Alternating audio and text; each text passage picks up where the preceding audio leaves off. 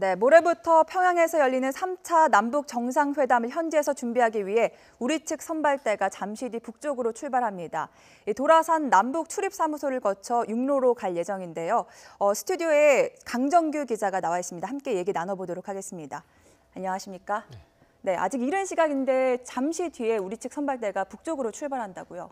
네, 잠시 뒤 5시 50분에 일단 청와대를 출발을 하게 되고요. 1시간쯤 뒤인 6시 50분쯤 파주 도라산 남북 출입사무소에 도착을 하게 됩니다. 이 자리에서 서호 청와대 통일정책비서관이죠. 네. 선발 단장을 맡은 서호 단장이 이번 정상회담 준비에 임하는 각오 이런 것들에 대해서 간략한 소회를 밝힐 예정인데요. 네, 지금 그림이 들어오고 있는 것 같네요. 네, 이 시각 청와대 연무관 앞에 모습 보고 계십니다. 잠시 뒤 이곳에서 말씀드린 대로 3차 남북 정상회담을 현지에서 준비하기 위한 선발대가 북쪽으로 출발할 예정입니다. 아직 날이 밝지 않아서 좀 어둑어둑한 모습인데요. 잠시 뒤 5분 뒤쯤 5시 50분쯤 출발할 예정이고요. 6시 50분에 파주 도라산 남북 출입사무소에 도착해서 평양으로 넘어갈 예정입니다. 문재인 대통령은 이번에 하늘길을 이용한다고 하는데 선발대는 육로를 이용하게 됐네요. 네, 일단 선발대가 평양을 가기 위해서 만약에 하늘길을 이용하려고 한다면 일단 정기 여객선이 있어야 되는데 정기 여객 노선이 없는 상태죠. 서울과 평양 사이에는요. 그렇기 때문에 일단 육로를 이용해서 특히 이제 서울을 거쳐서 개성 시내를 지나고 그리고 다시 개성 평양 간 고속도로를 타고 평양으로 들어가게 될 것 같습니다. 네, 오늘 단장이 이제 서호 통일정책비서관이죠. 선발대 구성이 어떻게 이루어졌나요? 네, 선발대는 경호, 의전, 통신 4개 분야에 약 80여 명으로 구성이 됐습니다. 그 가운데는 취재진이 약 20명 정도 포함이 됐고요. 취재진 20명 가운데 이 중계 인력이 16명입니다. 본진이 평양에 도착한 이후, 특히 이제 문재인 대통령이 평양에 도착한 이후부터는 이 회담 상황이 실시간으로 생중계를 해야 되기 때문에 중계 인력 배치가 더 많이 들어갔던 것 같고요. 일단 평양에 도착해서는 지금 정상회담이 모레부터지 않습니까? 그리고 오늘 오후에 도착을 하기 때문에 시간이 많지는 않을 것으로 보입니다. 그래서 하루 남짓한 시간 동안 이 통신이라던가 그다음에 이제 프레스센터 설치 문제라든가 이런 것들을 빨리 마무리해야 되기 때문에 시간이 좀 촉박할 것으로 보이고요. 그 외에 이제 의전과 경호를 맡은 인력들도 사전에 문 대통령이 묵게 될 백화원 영빈관이라든가 그다음에 또 방문지로 거론되고 있는 만수대 의사당 이런 곳들을 미리 방문해서 동선도 점검하고 해야 할 것으로 보입니다. 충실히 잘 준비하겠습니다. 서호 청와대 통일정책비서관이 가고 들어보겠습니다.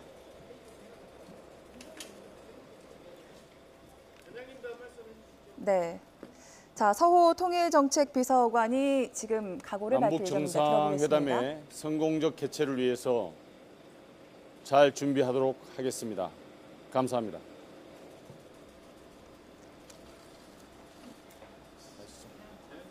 네, 서호 청와대 통일정책비서관과 권혁기 춘추관장이 출발에 앞서서 간단한 각오를 밝혔습니다. 정상회담 성공적인 개최를 위해서 잘 준비하겠다 이런 각오를 밝히고 버스에 오르는 모습 확인하셨습니다. 자, 어떻게 들으셨습니까? 네, 굉장히 짧은 멘트를 남겼어요. 일단 잘하고 오겠다라는 말로 들리고요. 네. 앞서 말씀드렸듯이 일단 가서 시간이 많지가 않습니다. 정상회담 시작 때까지 하루 남짓한 시간 동안 사전 준비를 마쳐야 하기 때문에 어떤 메시지에 집중하기보다는 가서 현지에 가서 이제 실무 이 부분에 좀 집중하겠다는 뜻으로 풀이가 됩니다. 네, 자 조금 전에 서호 청와대 통일정책비서관과 권혁기 춘추관장의 각오를 들으셨는데요. 저희가 잠시 지나친 부분이 있기 때문에 다시 한번 들어보도록 하겠습니다. 남북 정상회담의 성공적인 개최를 위해 선발대가 오늘 평양으로 출발합니다. 남과 북이 뜻을 모아 충실히 잘 준비하겠습니다. 잘 다녀오겠습니다.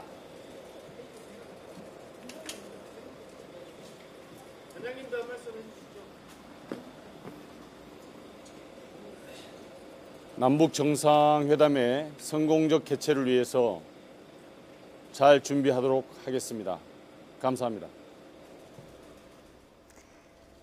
네, 두 사람의 각오 다시 한번 들으셨습니다. 잘 다녀오겠습니다. 짤막한 각오를 밝혔습니다.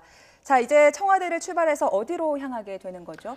네, 일단 약 1시간 정도 파주 도라산에 그 출입국 사무소가 있습니다. 출입국이 아니라 출입경이죠. 예, 남국 출입경 사무소로 향하게 되고요. 그곳에서 이제 출입경 수속을 마친 뒤에 그 다음부터는 북한 측의 인솔을 받아서 북한 지역을 관통해서 평양으로 이동하게 됩니다. 네. 일단 선발대가 탄 버스는 개성 시내를 지나게 될 것 같고요. 그 이후에 개성 평양 간 고속도로를 타고 평양까지 이동을 하게 됩니다. 평양까지는 보통 출입경 절차를 밟고 나서 얼마나 차로 걸리나요? 통상 파주 CIQ라고 하죠. 출입경 사무실에서 출발을 해서 평양까지 약 208km 정도가 거리가 되고요. 네. 그런데 시간은 한 서너 시간 정도 소요되는 걸로 되어 있습니다. 예, 잘 아시겠지만 김정은 북한 국무위원장이 지난 4.27 판문점 선언 때도 언급을 했지만 북한의 도로라는 것이 그렇게 우리만큼 잘 정비가 되어 있는 상태는 아닙니다. 208km를 약 서너 시간 달린다고 계산을 해보면 시속 한 60km 정도로 달리게 되는 거고요. 네. 그렇게 따지면 이제 특히 그 출입경에 또 소요되는 시간이 있기 때문에 아마 우리 선발대 오후쯤, 이르면 한 정오쯤 아니면 좀 오후쯤에나 돼야 평양에 도착하게 될 것으로 보입니다. 네, 오후나 정오쯤 도착하게 될 것이다.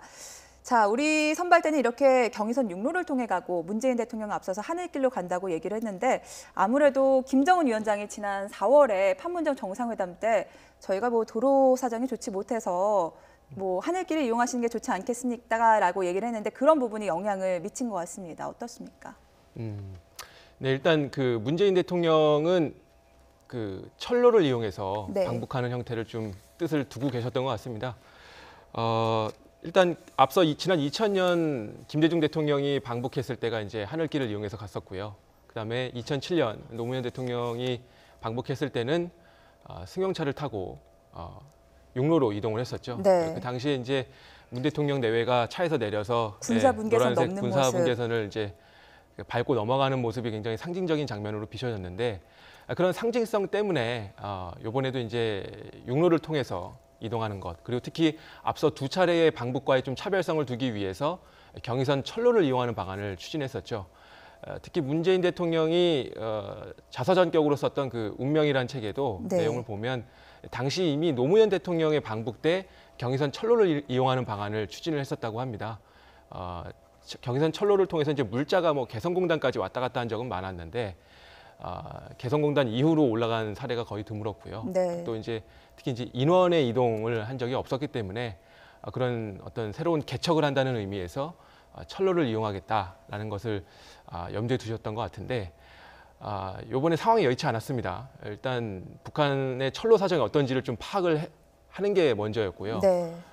이런 정비 작업이 거쳐져야 되는데 일단 그 파주에서 개성까지 구간에 대해서는 안전성에 큰 문제가 없다라는 국토부의 조사 결과가 있었지만 이 개성부터 평양까지 구간 이 구간은 한 번도 가본 적이 없거든요. 네. 이 부분에 대한 안전 문제라든가 이런 것을 미리 따져보기 위해서 실제 인원이 가서 답사도 해보고 안전 문제도 점검을 해봤어야 되는데 8월 30일이었던가요? 그때 이제 유엔사에서 그 방북을 불허하는 조치가 내려졌습니다. 시간적으로도 좀 촉박했던 만큼 네. 무리하게 이제 철로를 이용한 방북을 추진하기보다는 김정은 위원장이 제안대로 항공편을 이용한 방북을 하게 된 것 같고요. 이런 측면에는 앞서 말씀드렸듯이 북한의 도로 상황이 좋지 못하고 오히려 이제 순환공항이라든가 이런 곳은 새롭게 정비를 하지 않았습니까? 네, 네. 북한 측에서는 그런 모습들을 좀 대내에 보여주고 싶지 않았나 하는 생각이 듭니다. 네, 머지않아 철로 방북도 이루어지기를 바라겠습니다. 강정규 기자와는 여기까지 얘기 나눠보도록 하겠습니다. 감사합니다.